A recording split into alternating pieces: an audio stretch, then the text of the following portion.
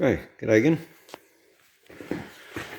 Right, this might surprise some people, but I wasn't happy with the manifold I made.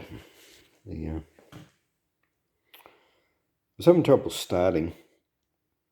I was having a few issues. I got to rejet this whole thing. It's too rich on the primary and lean on the secondary, and it was having a bit of issues starting. I'm used to this bug starting first pop, first turn. That's how it's always started. And to have it sit there and wind over 3 or 4 or 5 times before it even fires, it's just not good enough.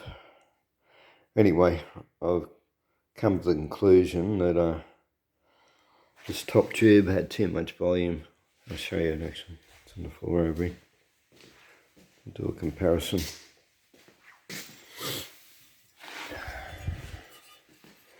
So I'll had to cut the linkage piece out of that. So I'll cut that out so I can, because this is now round, I can't weld it back on in the same way. I'm going to have to tack it here and tack it over there. But yeah, it's just too much volume, too much air. And so I've gone with 2 bits of round tube. They're they're 38 inner, and because your web is 32 and 36, so it's pretty close. And open them up at the bottom. Both of them, merge them together. So that should work a whole lot better, or at least I hope it does anyway. As I said, I'm pretty much guessing at what I'm doing here, I'm only working on theories. I've never actually done anything like this before, so yeah, and I've had thing on them, because I'd measure it and then I tack this piece on, and then I put the whole thing back on the engine, put the fan back on, and put the old top back on it, made sure I had clearance, and worked out where to cut it off, and what line to put it on, and so this has been on the engine 4 or 5 times, and not just sitting there bolted down, because unless you bolt it down, you have to have it in the exact right place. If you just sit it there, it might be out a couple of mil, and that couple of mil will stuff you up. So it'd been 4 or 5 times I've had it on, bolted on. The whole fan unit, generator, everything in place, and now I'm about to do it again. I've decided not to use the plate off the top, because I had an issue with this. I had an issue because the lower hole was supposed to be 32 mil. So I bought a 32 mil hole saw, and this is actually brilliant. It's cut through this 8 mil plate in no time at all. It's it can go, but Milwaukee make a few as well, and there's some really good hole saws about now. And as I said, it's supposed to be 32, but it cuts like, by the time it moves around and wobbles around, everything end up with like a 34 mil hole, and it was too big. And by that time, I sort of did it a bit arse about, in that I'd put these bolts through from the back. I already had this piece welded on. I had the bolts welded in, and like I'd already faced this whole plate. And yeah, what I had to do then was weld in the 2 millets in the hole, die grind again, and then I had problems trying to file it straight, and I'm still not sure if it's flat and straight because the friggin' bolts were getting in the way. And yeah, so yeah, as I said, did it a bit arse about. Should have done the holes first. So anyway, but because I'm not 100% certain that that's actually straight and I can't file it or do anything, yeah, I've decided to start again with a new plate. And yeah, I was using that to sit the carby on and make sure I got the manifold in place. But yeah, started doing a new one. I've used the whole sort of cut this one. I've got a die grind a fair bit now. So I said I still got like this. Yeah, the 32 will cut a 34 hole. Now I've still got to take it out now to a 36, which is the marker line you can see.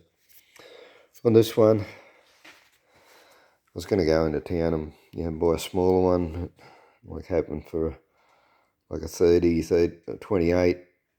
It seems the only size, and the next size down is a 25, which is way smaller. So there's a heap of die grinding, more than I'd like to do anyway. So I decided against buying a hole saw. And what I've got here somewhere is my old. I've got an old hole saw that I've been using for years, and it's absolutely due for the garbage. It's barely got any teeth left in it. But that's about the only other hole saw I have that will cut through heavy steel. Anyway, so what I did, I think that's the 25 was it?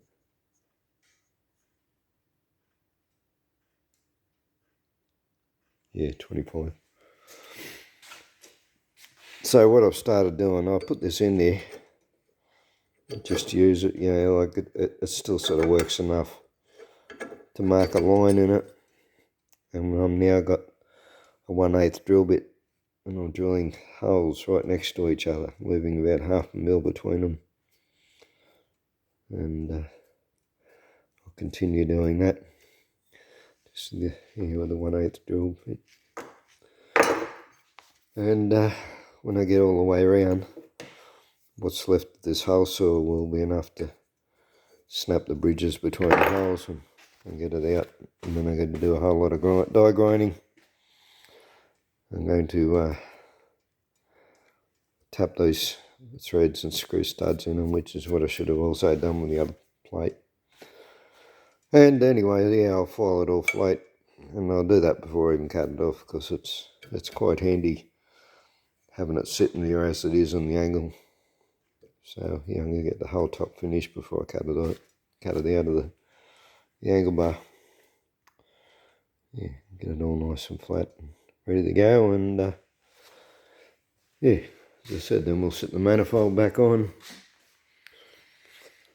I'll sit that plate when I've finished on top of the manifold in place with the fan on.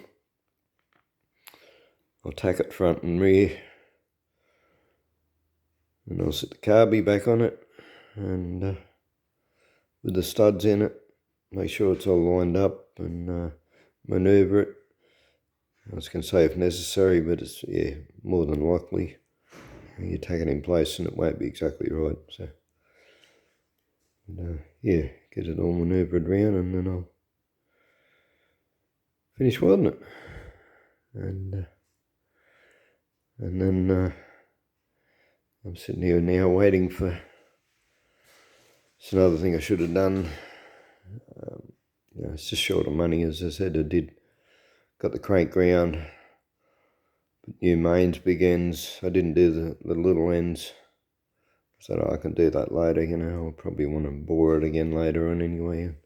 Well, it's not that worn. It doesn't blow smoke or anything. So. But the little ends are making a noise. So just too much noise for an engine that's just had its mains and big ends done. So. And the other thing that's happened is I've stripped the plug thread in number 3. So I've also bought some inserts at the same time as the little end bearings. I'll put a plug insert. I'm going to go and buy a 16mm drill bit here for the plug insert, which I'll get tomorrow, and yeah, we'll get it back together and hopefully she'll run. I did, actually I'll see if I can pick this up on the camera, if I can find it quickly. I did manage to find on the internet a listing for jet sizes. So, yeah, watching a video here. This is Fitzy's Fabrications, one of my favourite channels. Yeah. This guy is the king of making things easy. So, yeah, makes complicated panels out of bits and pieces, and yeah, shows you how to do it the easy way. But, yeah,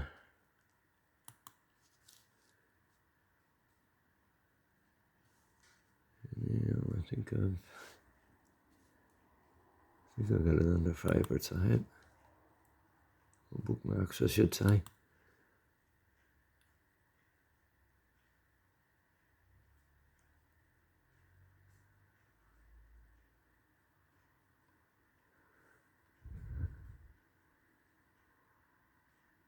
So is this one or the one above it?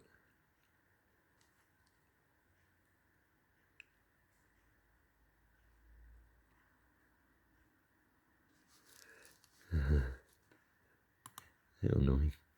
Don't you hate this? Huh. Okay, I didn't have to do all the usual bullshit.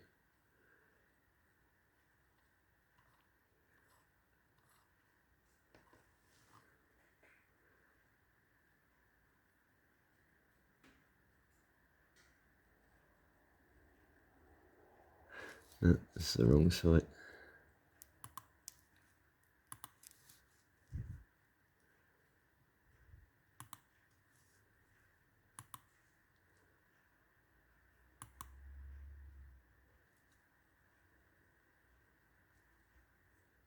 That's it. Echo.net. And it goes through yeah, right up on all the things you got to do to make your Weber work properly. And one of the things that he stresses highly is that you have a heat pad under it. So I'm going to do that. That's the next thing I'll do after I get this bit done, and I'll make a video on that too. But anyway, yeah, he talks about different things, and because this is a Volkswagen website, and here we go. This is his suggestion for the jets to use. Yeah. So anyway, we'll do what he suggested, and hopefully we'll go well. He's even, he's included sea level, 4,000 to 5,000 above sea level, different lot of jets. Different jets if your manifold's not heated. So yeah, rather glad I found this. We'll come back up to the top. Aircool.net.